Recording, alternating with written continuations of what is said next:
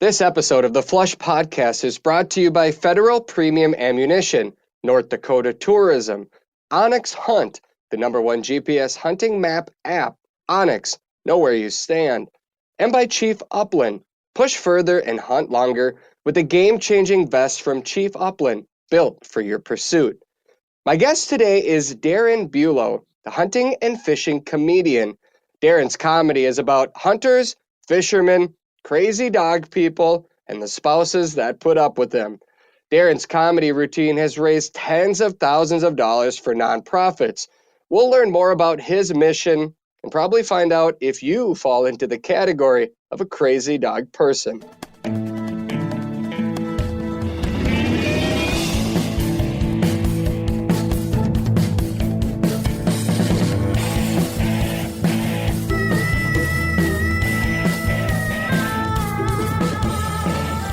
Welcome to another episode of the Flush Podcast. I'm Travis Frank. I'm your host. Brandon Morton is our producer. We are based out of Minnesota. Our guest today is not. He's from somewhere in Wyoming. Daren Bulow. Welcome to the Flush Podcast. Thank you, Travis. Bulow is how you pronounce that, correct? Your Correctly, yep. Okay. Have you ever done a podcast before or radio shows? Yes, I've done podcasts, and I've also done a bunch of different radio spots. Okay. And radio people are interesting because sometimes I've had them ask the question, so what rifle do you shoot grouse with? Right. And your response? If they're that far along, we just try to change the subject. You just change the subject. Yeah. So your moniker is the hunting and fishing comedian. How long have you been performing your act?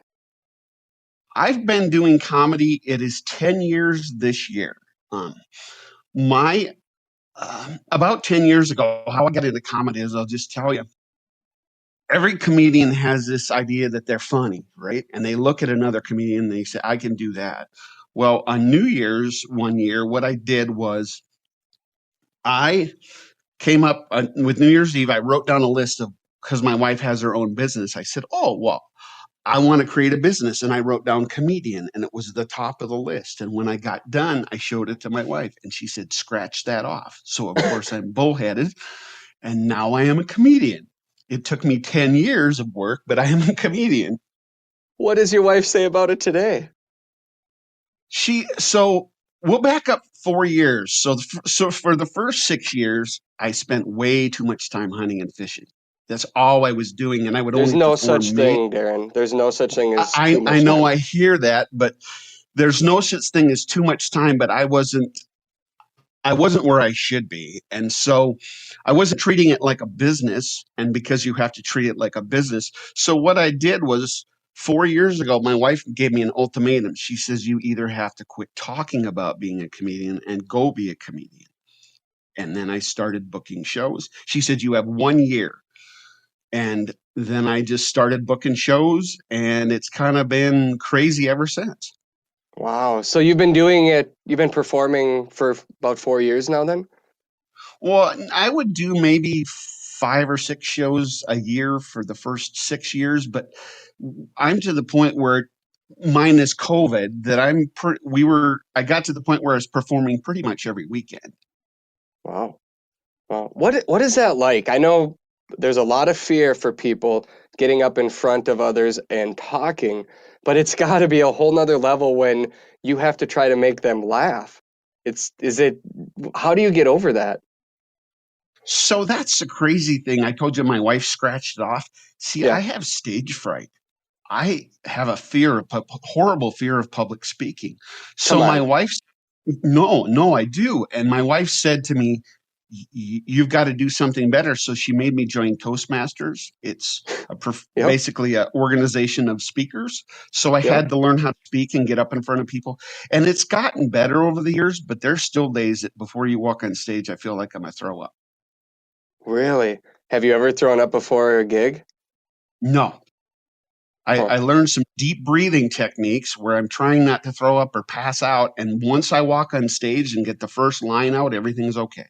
Is that the point? Once you get somebody to laugh the first time, does it feel like just Everything is lifted off and now you can just go do your own thing. It's that sigh that you just made. You can literally feel it. The weight is off your shoulders. But Hmm. what every comedian will tell you is there are shows that I've done where no one laughed.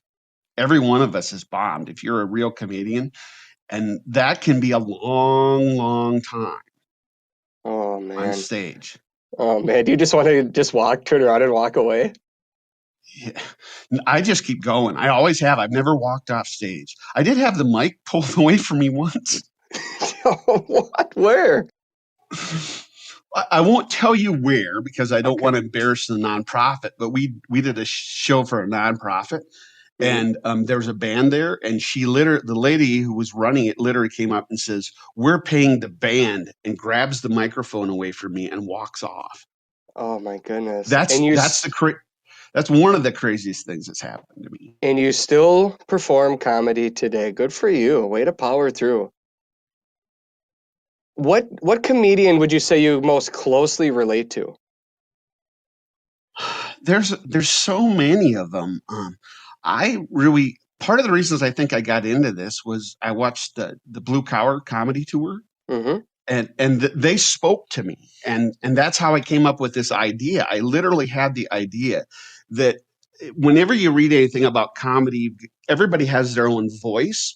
Hmm. So I'm a blue collar guy, right? I'm a redneck. I'm whatever you want to call me. Uh, what more what I'm not a city person, put it that way. And because I related to them, I looked around and I said, well, nobody's doing hunting and fishing comedy. No one. So I said, that's what I'm going to do it. And that's what I know. So that's how that kind of started.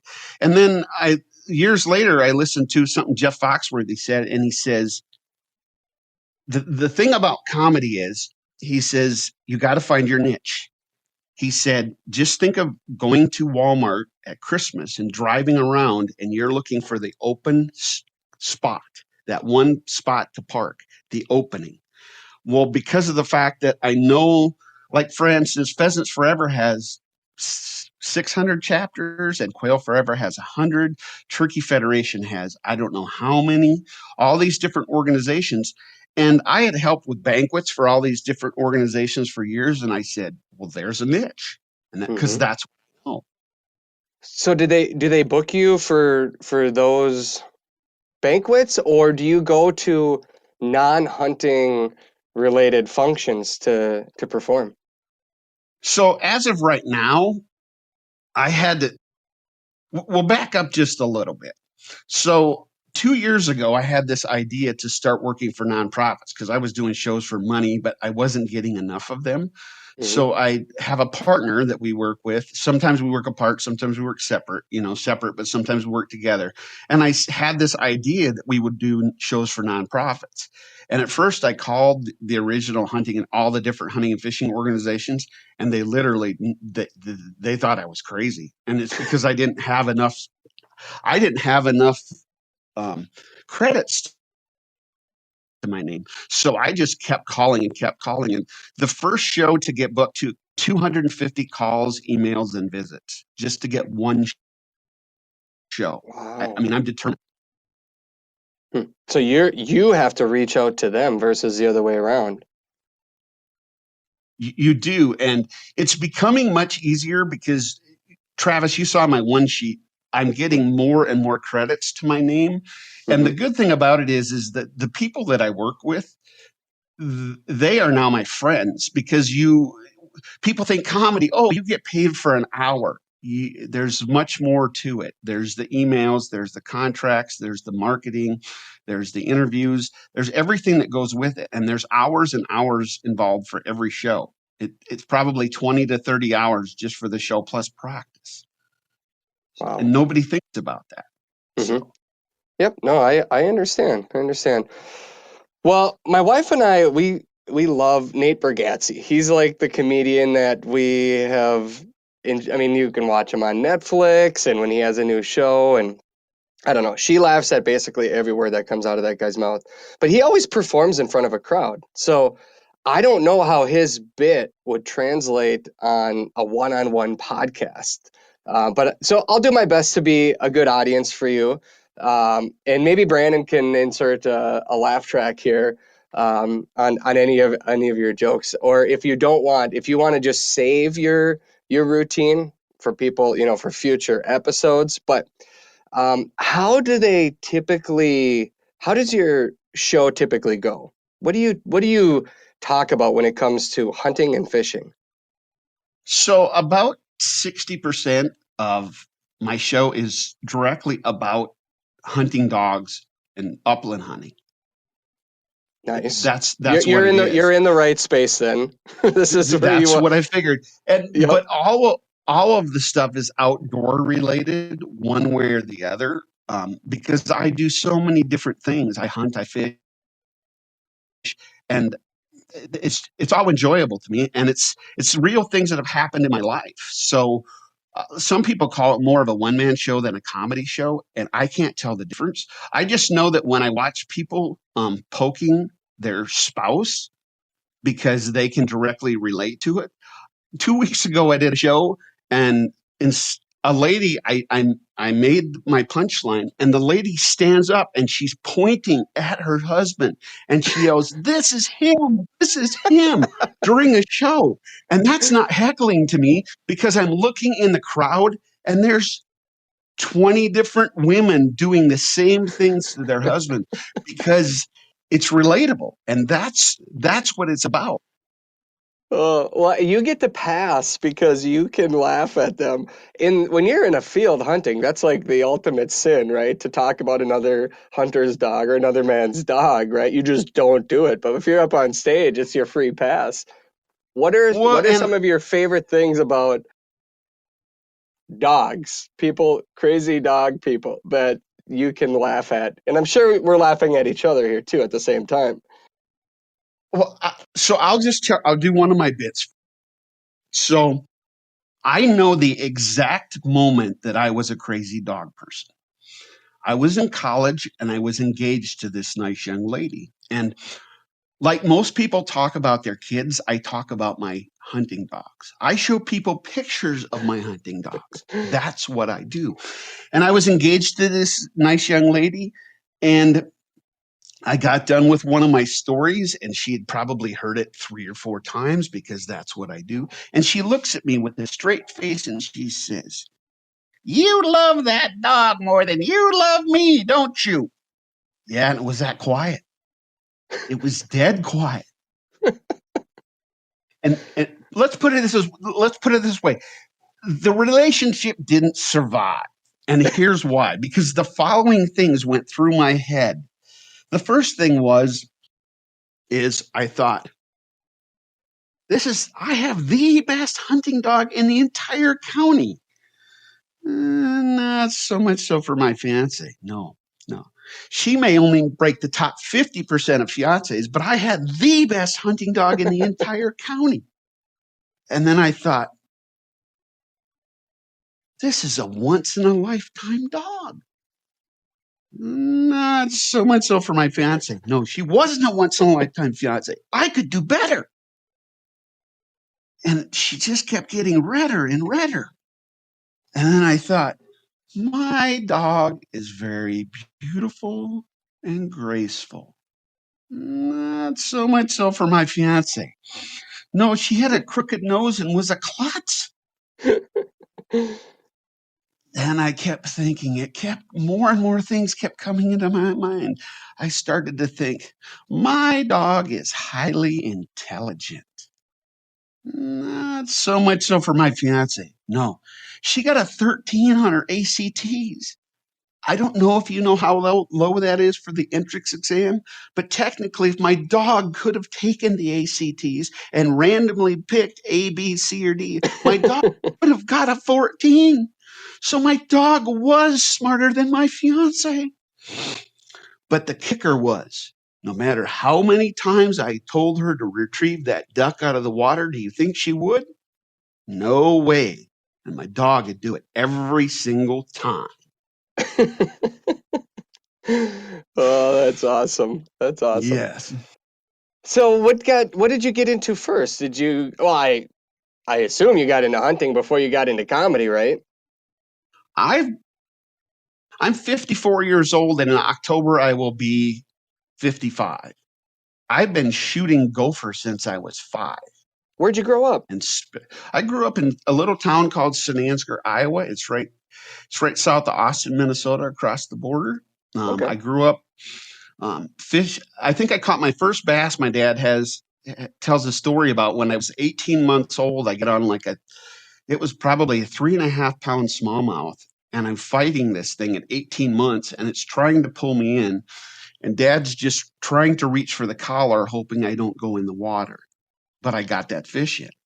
So I've been fishing before I can even remember, and hunting since I started hunting when I was 5, and then I shot my first pheasant at age 10, and I hunted behind a mutt until I was 15, and then at 16 I got short hairs, and I've been hunting upland birds ever since.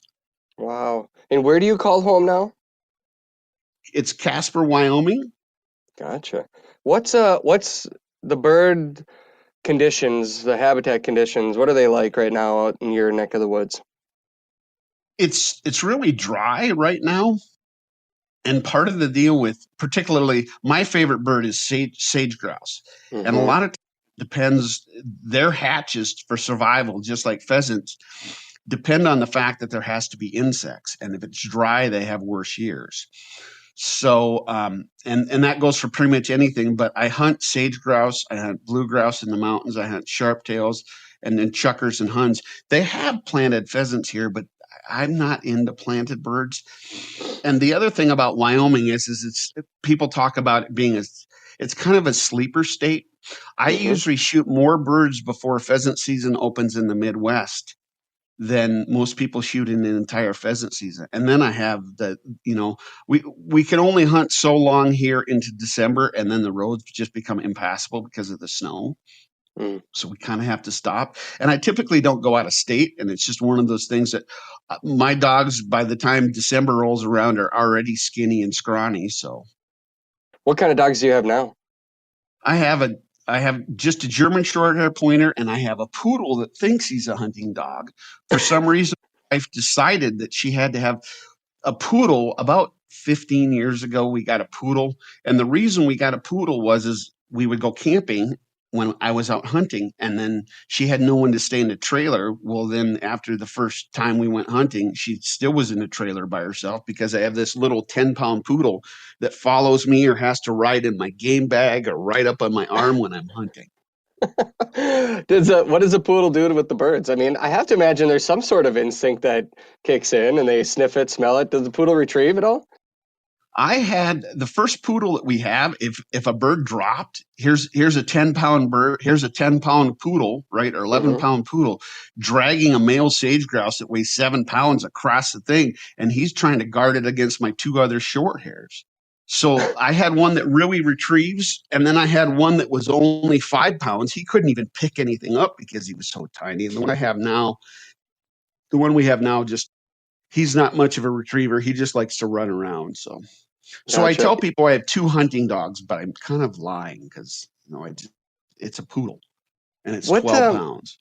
I filmed a show a couple years ago out in Wyoming, and then Scott Franzen, one of the other hosts of our TV show, he filmed one last year that's going to air, and I think we both agree that Wyoming is just one of the most, like you just said, one of the most underrated states or places that we can bird hunt just because of the variety of terrain and the variety of birds. When does your season open for, because I think sage grouse, isn't that the 1st of September? Sage grouse is the last 2 weeks in September, and it Okay. can roll into the first week of October. But like blue grouse and sharp tails, and I always go blue grouse first, and then the first couple weekends, and then I go to sharp tails before we get to sage grouse. And then after sage grouse is done, then I'm heading to the mountains for the sides of mountains for chuckers and huns. So What if, I mean, if you were only going to be able to hunt one of those, I know you said you like sage grouse is your favorite, but it's such a short season. What else would you choose to hunt if you could just hunt one of them? I will hunt sage grouse hands down, but I love blue grouse because you're up in the mountains and Hmm. it is gorgeous. I mean, you're depending upon where you're at, you're at anywhere between 8 and 10,000 feet. You're on the sides of these beautiful mountains. And I have changed my strategy a little. I used to hunt in southern Wyoming. I hunted the sides of these mountains, and it would be like 1,800-foot vertical um, of aspen trees. And I've got older and a little fatter, so what I do is I hunt. I've found some areas that over the last 20 years that I hunt up at Laramie Peak, which is over by Douglas, Wyoming. And instead of walking miles and miles, because I've been going there 20 years, you only have to walk. And I maybe walk um, less than a mile, and I'm done because I've hunted everything, and those grouse will literally have been in the same spot year after year after year. I just have to make sure that when I harvest, like if there's a clutch or a bunch of brood, that I'm never taking all of them. I always leave 3 or 4 behind. So Gotcha. I can't imagine you're running into a lot of other hunters out there. I don't. My wife's sometimes worried about me because I'll be out there, and sage grouse hunting usually happens sometimes during antelope season, so there's enough people out there. Mm-hmm. But a lot of times where I hunt stuff, I am the only person around. And the cool thing is I've heard other people talk about hunting on public lands, and here everybody else is deer hunting and elk hunting and antelope hunting, and there's other upland bird hunters, but because big game is so big here, I usually have my whole place to myself. So Yeah, when we were hunting out there too, I noticed the same thing. We were out in September, and the only other hunters we saw were big game hunting, and that's one of the unique things. And I think about Minnesota where I hunt. At the start of the small game season, or grouse season opens in September, but then pheasants in October.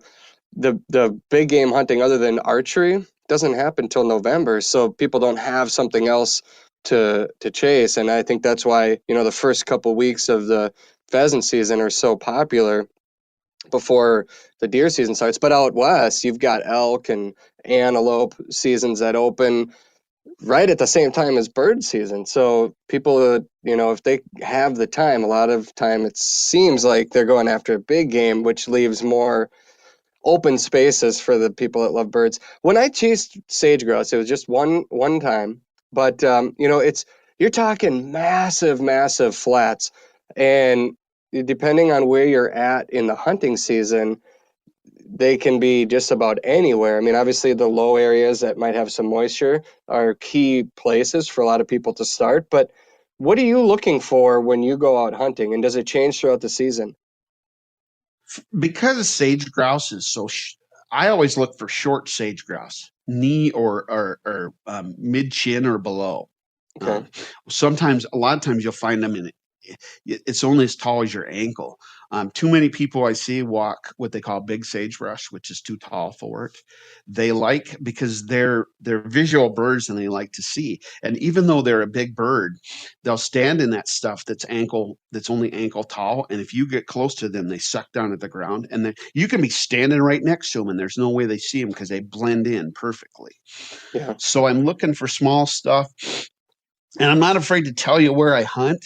I hunt basically 22 miles straight south of my house, and people say you're hot spotting. And I said, well, my core area is the size of Connecticut. I mean, it's Yeah. huge. Yeah. I don't know how many square mile. It's just enormous. So, and if anybody hears this and wants information, I don't have a problem telling you where to go, because usually we get 3 or 4 people whenever I've been on a podcast will contact me, and I'll tell them where to go, or I'll even take them out, because it's no big deal, because there's no one else out there, and Yeah. it's never crowded.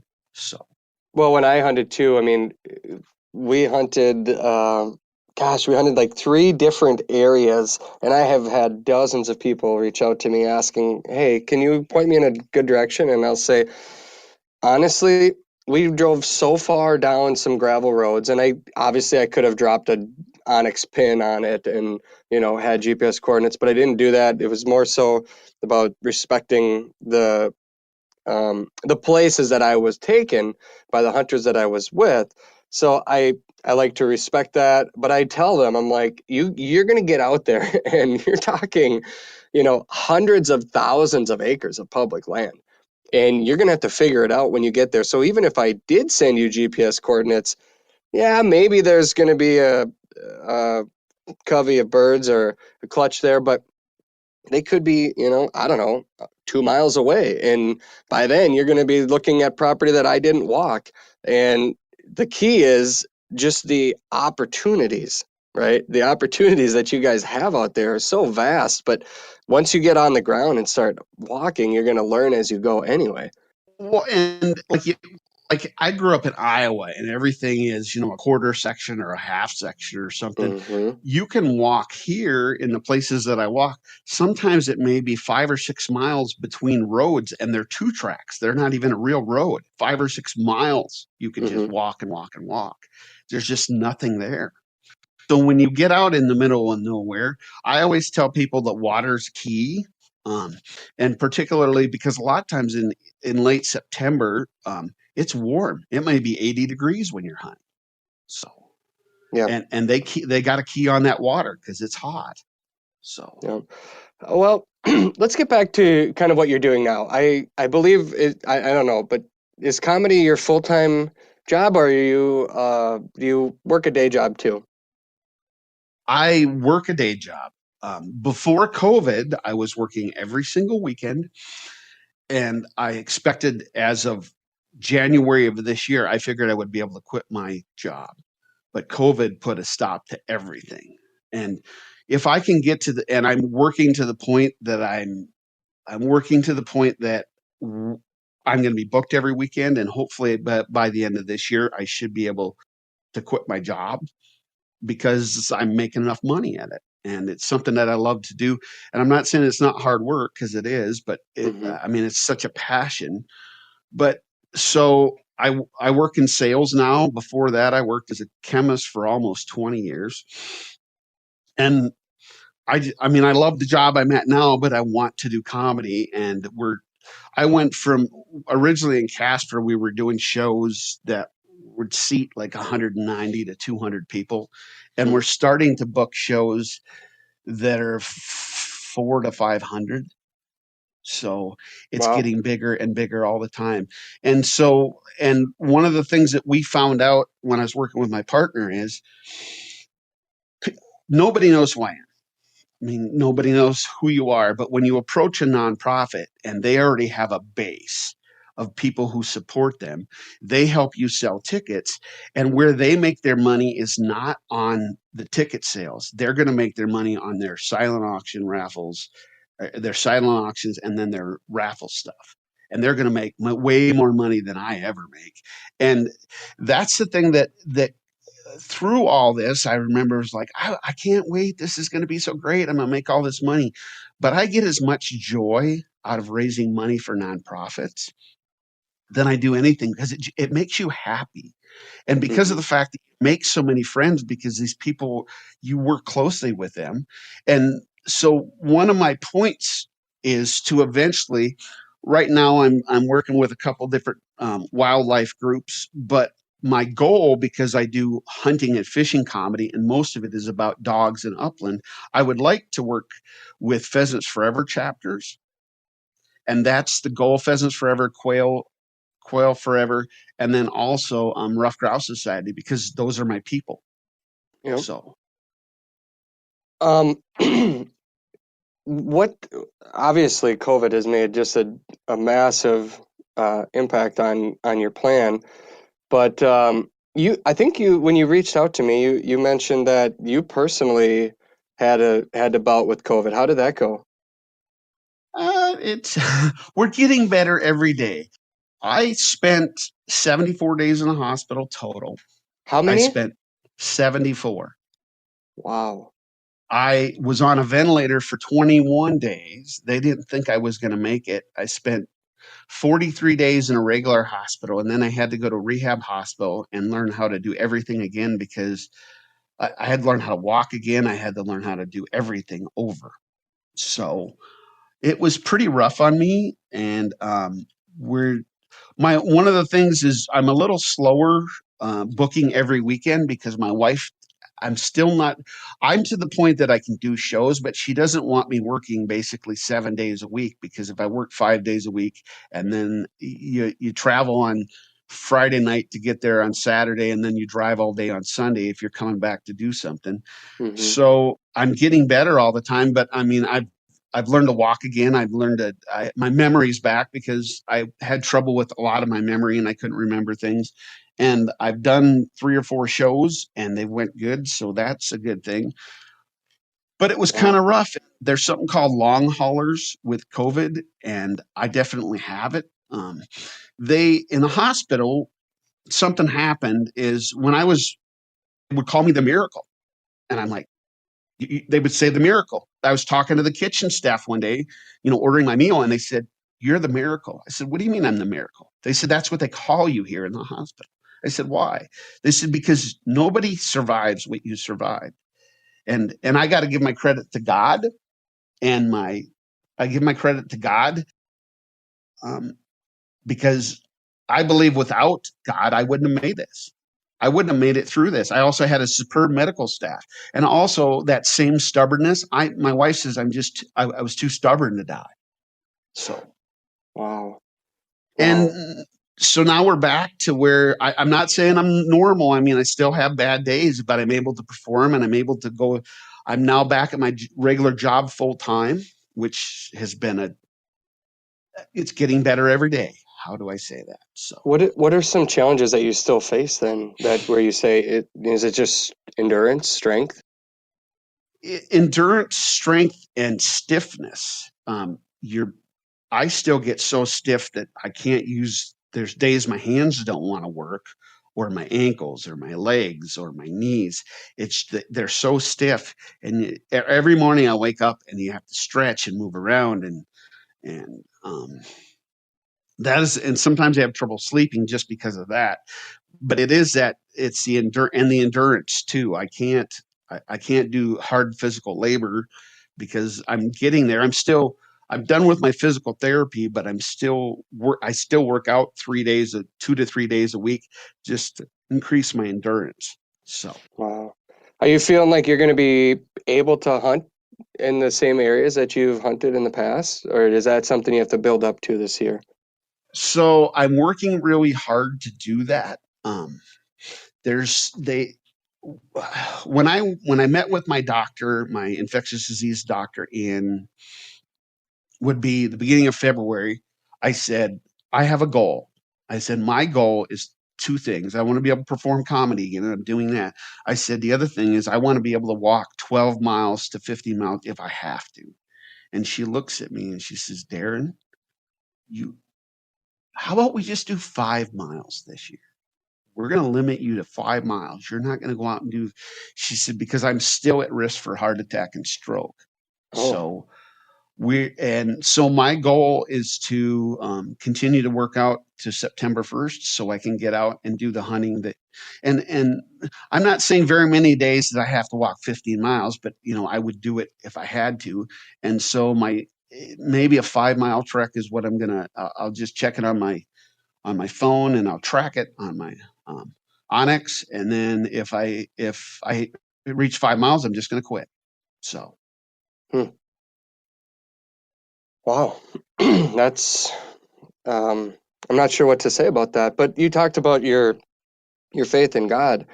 And I think, looking at your presentation, you sent me kind of a little bit about your biography, I should say. You talk about how you're a clean comedian. I haven't heard you drop an F-bomb yet or anything like that. Has your faith been a part of your mission this whole time? it is, and so I have a belief in God. I believe that that's what guides my life. Um, but there's another reason that I'm a clean comedian, and there's a saying that they tell you in comedy: if it's clean, it's green, meaning money. So I work here in town with some comedians, and they're brilliant, but they're filthy. And I've done fundraisers for church shows. I've done fundraisers for church schools. I can go in front of anybody. And one of the things that we found through doing this fundraising thing is there is a giant group of people that tell me, thank you for doing this, because I couldn't go to this comedian because I couldn't take my family. I couldn't go to this comedian because it is, and so you can bring I'm not going to say that a 6-year-old is going to get it, but you can bring your kids to this and it's totally fine.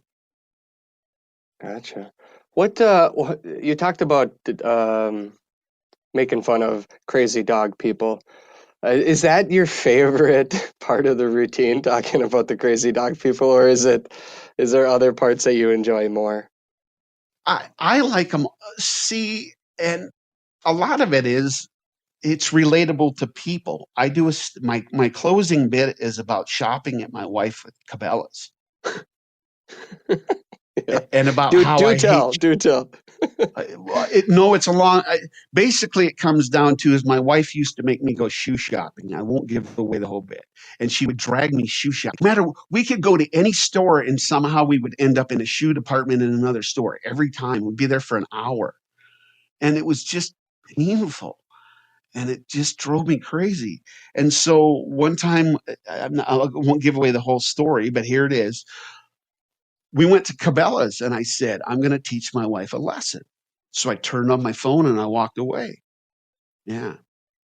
And then I went shopping for 2 hours and it was crazy.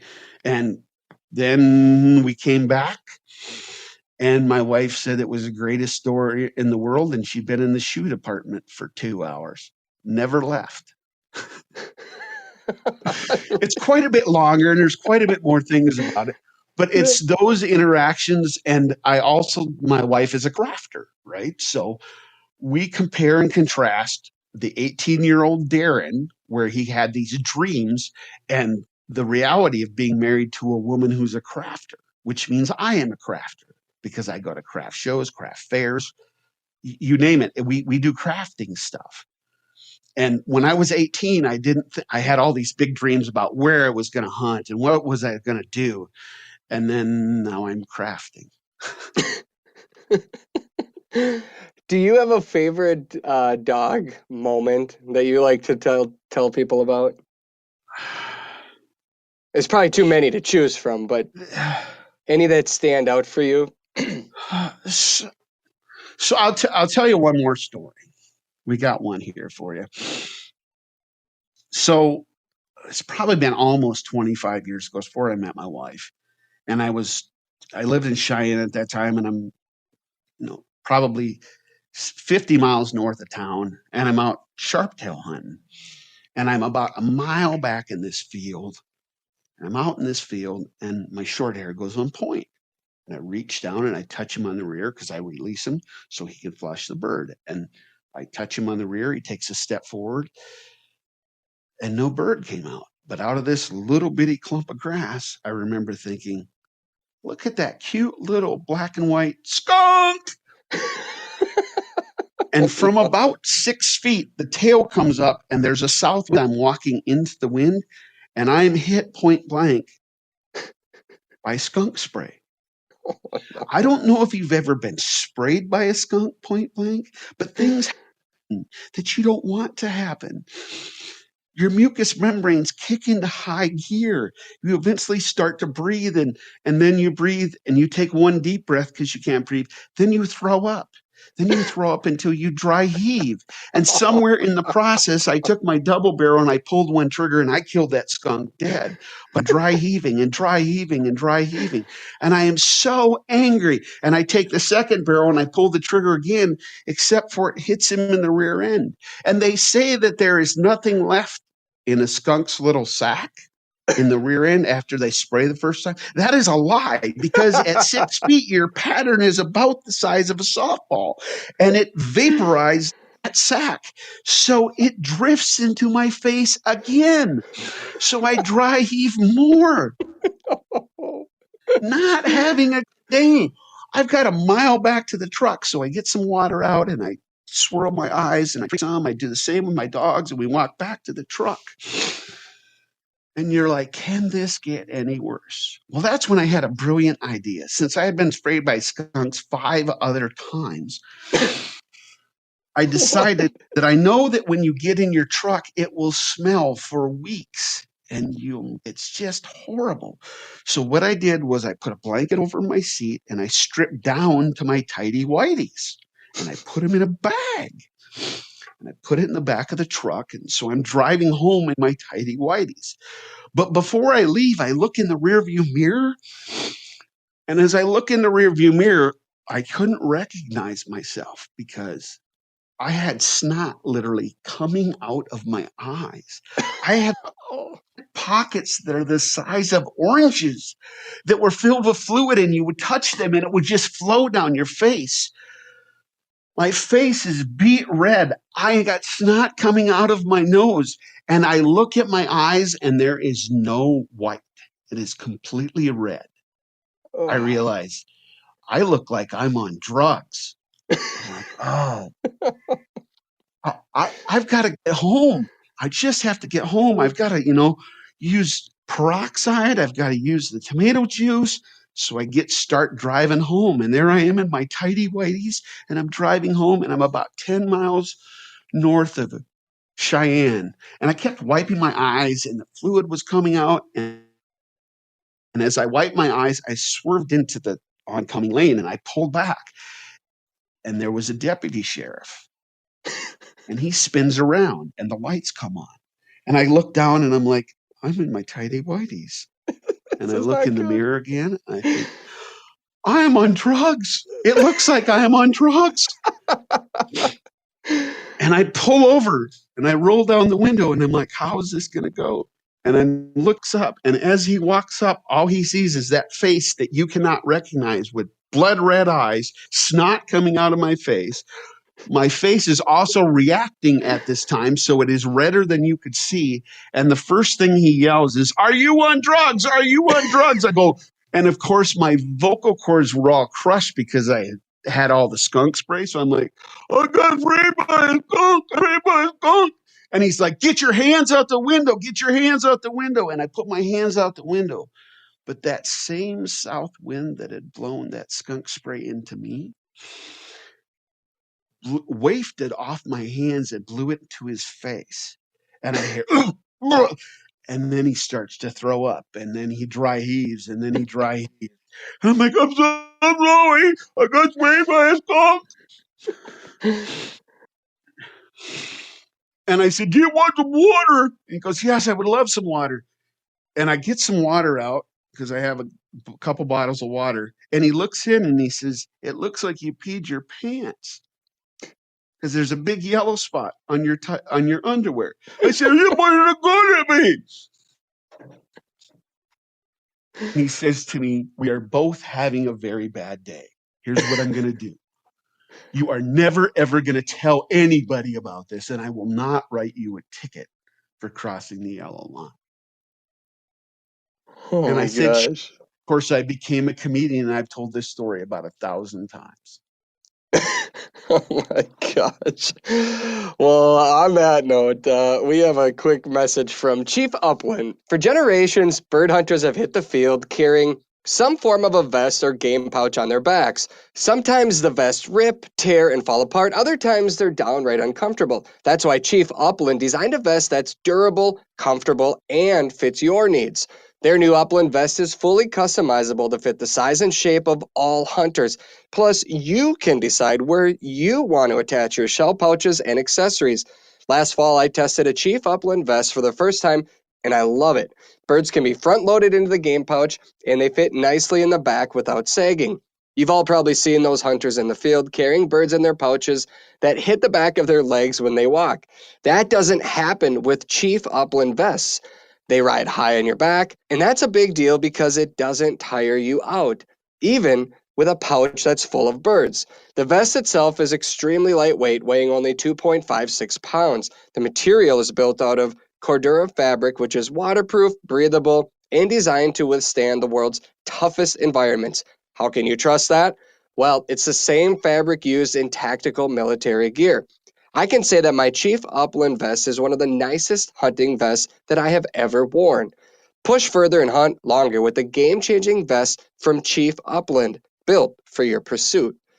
All right, Daren, how long does it take to come up with a bit to feel comfortable going on stage with?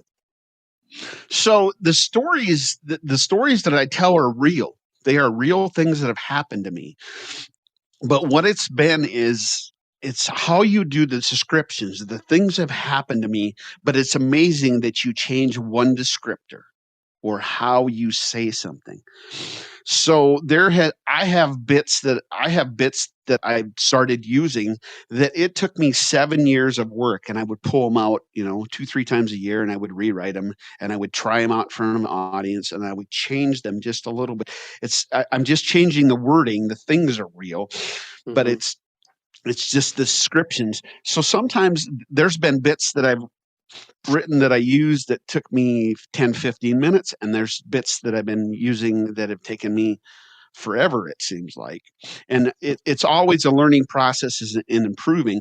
And it's just changing a word or two for the description so I can paint an image in your eye like I did that last one.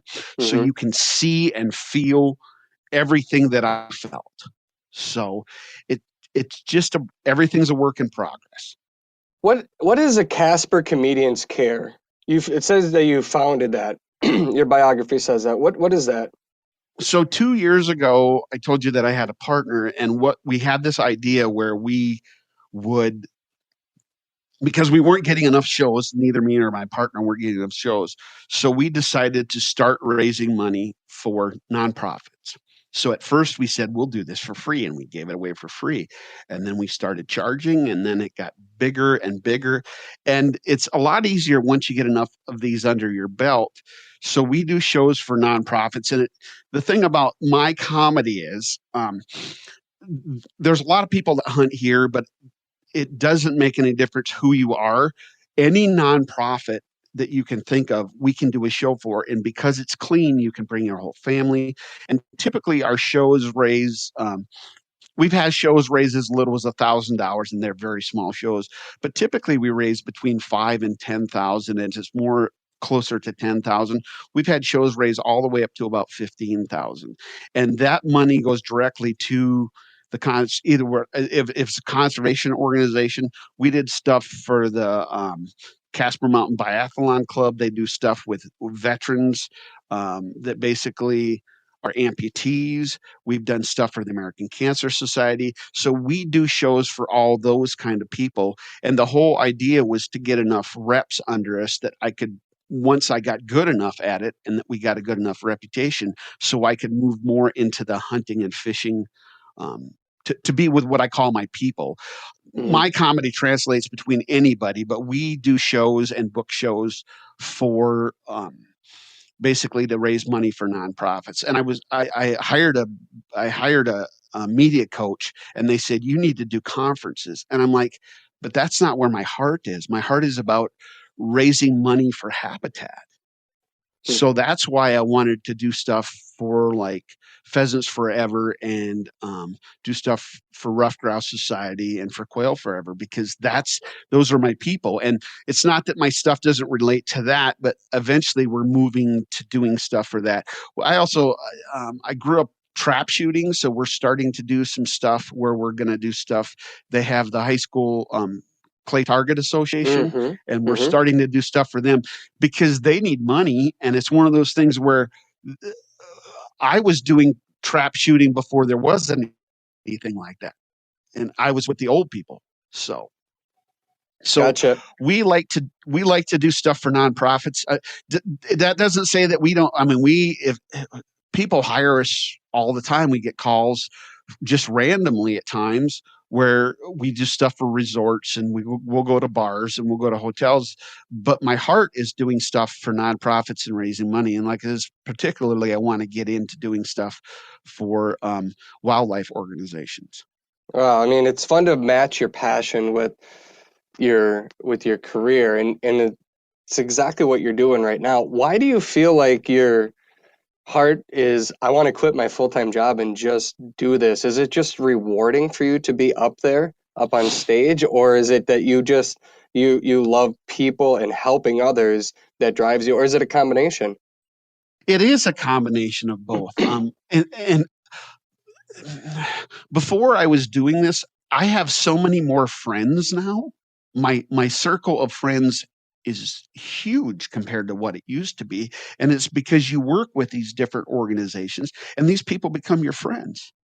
No matter what, I mean, I performed in 4 different states, and there's people that are on Facebook that like, do you want to come hunting here? You know, do you want to do this? Hmm. You know, the bass are biting. I'm like, I'll come. So Right. so you have those kinds of things where it's the friendships, Hmm. but there's a feeling about giving back that you just can't get anyplace else. When you give back to people, we raise money for a bunch of different food banks, and it just makes you happy. Hmm. But there is that combination you're talking about. The final thing is when you do something on stage and you can make people laugh, there's a euphoria that sets in afterwards. And it can go on for hours. Usually it doesn't happen right after you get on stage and you're shaking hands and people are, that's the other thing is that euphoria that you get. And the other thing is to watch the audience reaction, to know that they're having fun and that they had a good Hmm. night. I always know that I've got them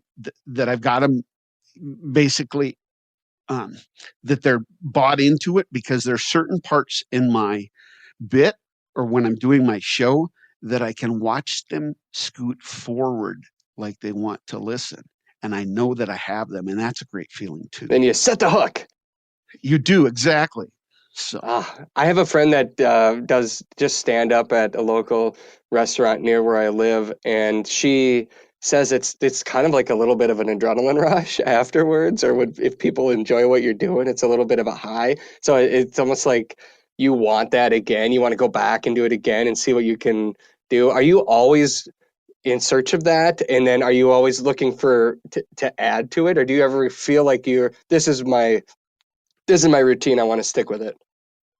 I I have lots. I've got the thing that most people don't understand about comedy isn't so much about the time on stage, is I've got 300 pages of written jokes, and I sometimes alternate them back and Hmm. forth, and I pull in and take out, and I may add one or two, but I've got my set to where it's at. But if know I have to do another basically hour, I have to develop another hour, because I can, unless I keep traveling further and further away, which I do travel quite a bit now, but to travel further and further away, otherwise to come back and do a second show at a place, you have to have a whole nother hour, because Hmm. it's not like music, because people can listen to the same music over and over, and for comedy they want something brand new. And I do have a lot of stories from 45 years of hunting and fishing, but what I've got now, I like my set the way it is. So Gotcha. How far do you go all over the country, or will you travel all over the country? And do you kind of have like your core area? no, so because of COVID, I'm sticking to my core area, basically Wyoming, Montana, Colorado, Nebraska right now. Okay. But I can hop on a plane in a second. So, Gotcha. Gotcha. so, What so what I would don't. It you? doesn't make any difference where you're at. I Go ahead. Oh, I was gonna say, what advice would you have for somebody that, I mean, because I hear from people all the time. I want to try this. I want to do that. Obviously, you you went back and forth with your wife. Maybe it was your wife that convinced you to try this. But what advice would you have for somebody that they have their own dream? Maybe it's not comedy, maybe it is, but they want to do something to help others, or something that their heart is really interested in and want to help. What would you tell them? Just don't ever give up. Ever give up. I I'm 10 years into this, and most people in comedy, that's the one hard thing. I'm finally where I'm going to break out and be able to quit my job. And if it wasn't for COVID, I would be there. But you just don't quit. You just keep after it. And the other thing I tell people is you need to be professional. You need to act, whatever your passion is, it just can't be a passion. You have to treat it like a business. So you have to Everything has to be just like a business. You have to be professional. Everything you have to do has to be professional. All your marketing material or whatever you're going to do has to be better than everybody else's. And it has to, so when somebody looks at you, they say, yeah, I would hire this guy or I would do this. So just treat it like a business and then just never give up. It's good advice. Where can people find out more about your comedy, or to book you, or to call you and say, take me out sage grouse hunting? You can, the quickest way to find me is if you look up Daren Bulow or Daren Bulow, the hunting and fishing comedian on Facebook, to instant message me there. I also have a website. It's DarenBulow.com. You can go there. And you can email me at darenbulow@msn.com. And if I need to spell the name, it's DarenBulow. You can find me all that places. Or if you want to call me, my phone number is 307-247-2578. Fantastic. And I think the hunting and fishing comedian is your official Facebook page, right? At the hunting fishing Yep, comedian. that's Gotcha. correct. So, Awesome. Well, Daren, I appreciate you taking some time today to share a couple of your stories with us, and also just the mission of helping others. It's something that really, I believe, a lot of the bird hunting community likes to do. I mean, you look at Pheasants River, Quail Forever, Rough Grouse Society, Ducks Unlimited, Turkey Foundation. I mean, they're run by volunteers, right? For the most part, people that are their passion is the outdoors. It's hunting, it's land, it's wildlife, getting others involved, and therefore they're spending a lot of their time at these banquets. So you're just adding a very unique twist to it, and I think that if somebody's listening right now and they say we want to try something different for our next banquet, hopefully they'll give you a shot, Daren. I hope so. I always tell people it's not, because I helped with many different banquets for almost 20 years. A comedy show is a lot easier than a banquet. You may not make as much money, but it's a unique thing that it may bring in people that you never thought would come to a banquet, that would join your organization or come to your events because it's something totally unique. Mm-hmm. Excellent. Well, I appreciate it again. Thanks for taking the time today. And also thank you to our sponsors, Federal Premium Ammunition, Onyx Hunt, North Dakota Tourism, and Chief Upland for helping us to make this show possible. Be sure to download the Onyx Hunt app before your next hunting adventure to find out why it's one of the most valuable hunting tools available today. Check out the all-new, fully customizable Chief Upland vest for your next hunt. They're built for your pursuit. If you need a bird hunting fix, you can watch all of our episodes of the Flush television show available in their entirety on our YouTube channel. Simply search for the Flush TV on YouTube and you'll find us. And just a heads up, we're counting down the days until our brand new season of shows hit the air on the Outdoor Channel. The last week of June, here's when our first show will be released, and we will have new episodes running all the way until the end of December. If you have any questions or guest ideas for this podcast, please send them my way. We want to hear from you. You can reach us on Facebook and Instagram at The Flush TV or at our website, theflush.tv. Thank you for joining us today. We'll be back next week with another episode of The Flush Podcast. I'm Travis Frank, reminding you to take the time to introduce someone new to the field.